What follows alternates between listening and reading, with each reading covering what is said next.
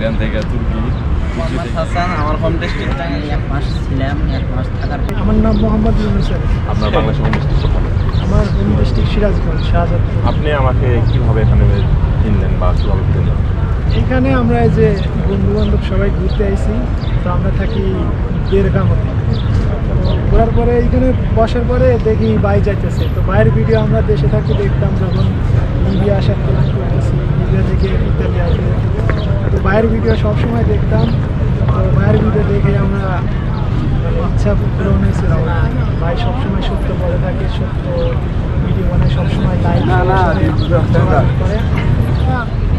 Libya ইতালিতে আসছি, লিবিয়ার বেঙ্গাজিতে। ওখানে কিছুদিন কাম করতেছিলাম, তো কাজ করার পরবর্তীতে 2 দিন কাজে গেছিলাম। তো কাজ থেকে সন্ধ্যার দিকে আসার সময় আমাদের মাফিয়া ধরে নিয়ে যায়। তো ধরে নিয়ে আমাদের আটকায়, পরে অনেক টাকার দাবি করে। পরবর্তীতে সমস্যার মোকাবেলা হওয়ার পরে বাংলাদেশ থেকে টাকা পয়সা আনার পরে আমাদের ছাইড়ে দেয়। একজনের 4 লাখ টাকা করে দেয়, তারপরে ছাইড়ে দেওয়ার পরে তো এক দালালের সাথে যোগাযোগ হয়। সে বলে যে আমাদের গেম দেবে, গেম দেওয়ার পরবর্তীতে। আচ্ছা, মানে এই পথে আসার টাইমে কত লক্ষ টাকা খরচ হয়েছে আপনাদের? আমার 12 লাখ টাকা গেছে। 12 কত সালে আপনি ইতালিতে প্রবেশ করেছেন? আমি 2022 সালে ডিসেম্বরে। আপনি এলাকা থেকে আপনি একাই এসেছেন না আরও অনেক কেউ এসেছেন? আমার সাথে আমার এক মানে সম্পর্কের ফ্রেন্ড হয়, দুজন একসাথে আছে। ওই বাংলাদেশ থেকে আপনার ওই লিবিয়া ওখানে 1 মাস ছিলাম। 1 মাস থাকার পরে ধরা খাচ্ছিলাম, মাফিয়ার সাথে ধরা খাচ্ছিলাম। ধরা খাই মনে হয় ওখানে 7 দিন ছিলাম। তারপরে মনে করেন যে 4 লক্ষ টাকা নিচ্ছে, নেওয়ার পরে তারপরে সাইডে দিচ্ছে। তারপরে মনে করেন আপনি লিবিয়া থেকে। আচ্ছা, আপনি যখন এই যে বাংলাদেশ থেকে সিদ্ধান্ত নিয়েছেন যে এই সাগর পাড়ি দেবো, এই মানে আপনাদেরকে এই সাহসিকতা কে দিয়েছিল যে মানে এই রিস্ক নিতেই হবে? কারণ এখানে তো এই সাগর পাড়ি দিতে গেলে প্রায় 99% মৃত্যুর ঝুঁকি থাকে। এখানে এখন দেখে আমরা লিবিয়াতে ছিলাম, ওখানে মনে করেন এমন অবস্থা যে রাস্তাঘাট আমরা বাড়াইতে পারি। লিবিয়া যায় মানে আমরা কী করে খাবো? এখন মনে করেন রাস্তাঘাটে বাড়াইলে গলা মনে করেন যে মাফিয়ারা দুইটা মনে করেন যে আটকা ফেলাবে, বুঝছেন? একদিন বাহিরে বাড়াইছি, আপনার মানি ব্যাগে 10 টাকা ছিল, মানে সুপার মার্কেটে যাবো আর কি, সাথে সাথে দইরা গাড়িতে তুলে লিবিয়াতে। জি, লিবিয়াতে। আচ্ছা, আপনি মানে জানে শুনে একটা যুদ্ধ বিধ্বস্ত একটা দেশ, সেই দেশে যাওয়ার পরে এখন আবার এই ভূমধ্য সাগর, যেটা মানে পৃথিবীর মধ্যে সবচেয়ে ভয়ানক একটি সাগর। সাগরটি ছোট হলেও কিন্তু সব সময়ের জন্য এই সাগরটি কিন্তু উত্তাল।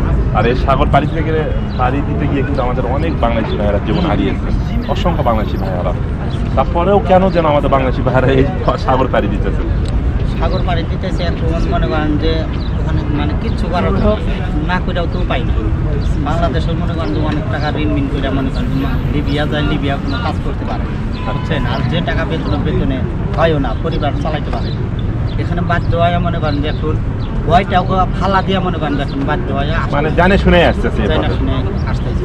আচ্ছা, আপনাকে অসংখ্য ধন্যবাদ। আপনি কিভাবে এসেছিলেন ভাইয়া? আসসালামু আলাইকুম, আমার নাম মোহাম্মদ হাসান, আমার হোম ডিস্ট্রিক্ট টাঙ্গাইল সদর। আমি সর্বমোট বাংলাদেশ থেকে আমার 1 মাস সময় লাগছে ইতালিতে পৌঁছাতে।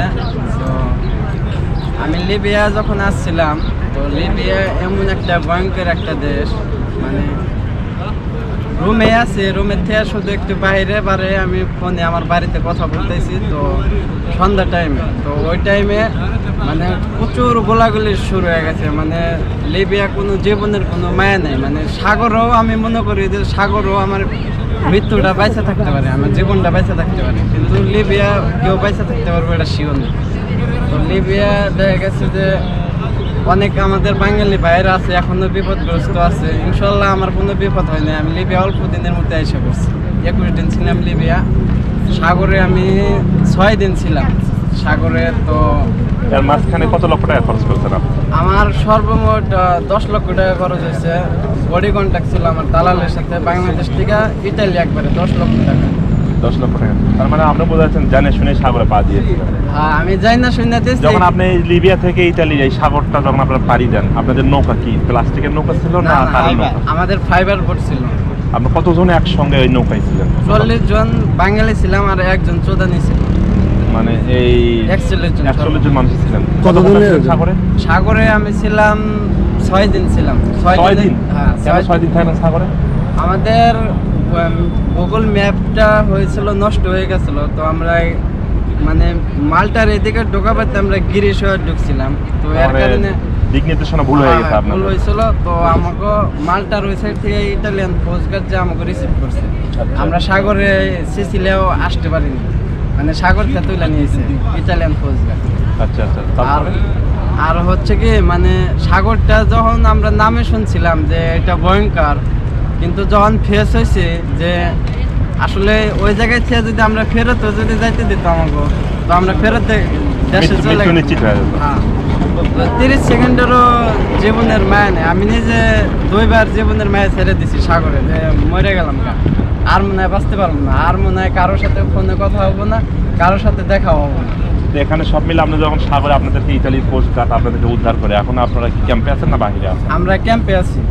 এখানে কোথায় আছেন, কোন ক্যাম্পে আছেন? আমরা এখান থেকে 1 ঘন্টা লাগে বেরগামো ক্যাম্পে আছি। ওই জায়গায় খাওয়া দাওয়া, থাকা, মাস শেষে 75-এর পকেট মানি, এগুলা সব কিছু অনেক শান্তিতে আছে। মাশাআল্লাহ মাশাআল্লাহ। তার মানে এখন আপনাদের ডকুমেন্টারি রানিং আছে। আমার নাম তানভীর, আমার হোম ডিস্ট্রিক্ট ঢাকা গাজীপুর। আপনি কিভাবে ইতালিতে প্রবেশ করেছেন, বৈধভাবে না অবৈধভাবে? অবৈধভাবে। অবৈধভাবে। ওমান থেকে ইরান, ইরান থেকে তুর্কি, তুর্কি থেকে গ্রিস, গ্রিস থেকে আপনার স্লোভানিয়া, স্লোভানিয়া থেকে ক্রোয়েশিয়া, তারপর আপনার ইটালি। সুপ্রিয় দর্শক, আপনারা দেখতেছেন এই যে 4টি বাংলাদেশি ভাইয়া, এরা বাংলাদেশ থেকে আমাকে ফলো করতো এক সময়। আজকে ভাইয়াদের সঙ্গে আমি হঠাৎ রাস্তায় আমার দেখা হয়ে গেছে। সম্পূর্ণ বাংলাদেশি ভাইয়ারা যারা ইতালিতে প্রবেশ করতেছে, তার 99% বাংলাদেশি ভাইয়ারা করতেছে কি জীবনের রিস্ক নিয়ে পাহাড় পর্বত নদী নালা বিভিন্ন দেশে বর্ডার ক্রস করে আপনার ইতালিতে প্রবেশ করতেছে। এর মাঝখানে কিন্তু অনেক বাংলাদেশি ভাইদের জীবন চলে যায়। কিন্তু এই পথে যারা পা বাড়ায়, আমি আপনাদেরকে বলবো, আপনারা জানিয়ে শুনে যদি এই পথে পা বাড়িয়ে দেন এবং আপনারা কোনো জায়গায় দুর্ঘটনার শিকার হয়ে গেলেন, এটা কিন্তু নিজের দায় নিজেকে নিতে হবে। এর দায় কিন্তু কেউ নেবে না, কোনো দালাল নেবে না, কোনো এজেন্সি নেবে না, কোনো সরকারও নেবে না। তা আপনারা বুঝে সুঝে জানিয়ে শুনে এগুলো পথে পা দেবেন। এবং আমি আপনাদের জীবনের কি বলবো যে শুভকামনা নতুন একটা জীবন পেয়েছি। এবং আপনারা আমাকে ফলো করেছেন, মাশাআল্লাহ। ইনশাআল্লাহ আপনাদের সবসময় আপনাদের ডকুমেন্ট হোক, এবং আপনারা এখানে মারামারি গ্যামজাম কাটাকাটি করবেন না। ইনশাআল্লাহ এই দেশের ডকুমেন্ট ইনশাআল্লাহ হয়ে যাবে আপনাদের সঙ্গে। ইনশাআল্লাহ সবাই ভালো থাকবেন, সুস্থ থাকবেন, দেখা হবে নেক্সট। ভালো থাকবেন। আল্লাহ হাফেজ। আল্লাহ হাফেজ।